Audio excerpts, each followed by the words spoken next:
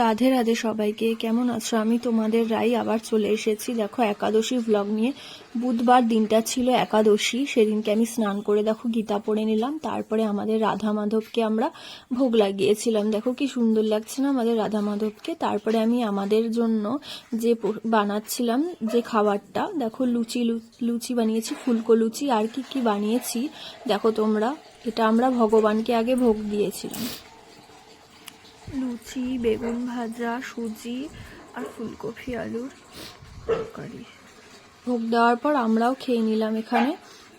তারপরে একটু বিশ্রাম করে আমার একটা পার্সেল ঢুকেছিল ওই দিন পার্পেল থেকে, সেটাই আনবক্স করছিলাম বসে। আমি একটা লরিয়ালের নাইট হেয়ার মাস্ক নিয়েছিলাম, যেটা আমার অনেক দিন ধরেই নেওয়ার ইচ্ছে ছিল, ভালো অফার পেয়েছি তাই নিয়ে নিলাম।